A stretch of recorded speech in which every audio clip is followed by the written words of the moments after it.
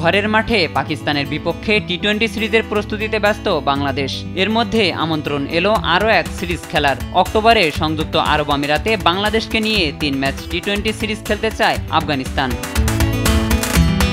সেপ্টেম্বরে এশিয়া কাপের পর অক্টোবরে তৃতীয় সপ্তাহে ওয়েস্ট ইন্ডিজের বিপক্ষে ওয়ানডে ও টি-20 সিরিজ খেলবে বাংলাদেশ। এর আগে ফাঁকা সময়ে সিরিজ আয়োজনের পরিকল্পনা বিসিবিকে জানিয়েছে আফগানিস্তান। এর দিনক্ষণ অবশ্য এখনও চূড়ান্ত হয়নি। 2024 সালের জুলাইয়ে বাংলাদেশের বিপক্ষে 2টি টেস্ট, 3টি ওয়ানডে এবং 3টি টি-20 ম্যাচ খেলার কথা ছিল আফগানিস্তানের। নভেম্বরে সূচি পরিবর্তন করে সংযুক্ত আরব আমিরাতের শারজায় 3 ম্যাচ ওয়ানডে সিরিজ খেলে দুদল, যেখানে আফগানিস্তানের কাছে 2-1 ব্যবধানে সিরিজ হারে বাংলাদেশ। টি-20 মাঠে গড়ালে পূর্ণাঙ্গ সিরিজটির দ্বিতীয় অংশ সম্পন্ন হবে। এছাড়া আগামী বছর একটি টেস্ট সিরিজ আয়োজনের জন্য আলোচনা চালিয়ে যাচ্ছে দুদেশের ক্রিকেট বোর্ড।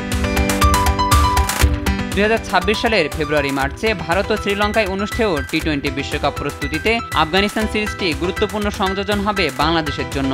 আগস্টে ঘরের মাঠে ভারতের বিপক্ষে সিরিজ খেলার কথা থাকলেও তা 1 বছর পিছিয়েছে। ফলে বিশ্বকাপের আগে নতুন কোনো সিরিজ আয়োজনের কথা ভাবছিল বিসিবি। আফগানিস্তানের বিপক্ষে সিরিজটি হলে প্রস্তুতির ষোলকলা পূর্ণ হবে টাইগারদের।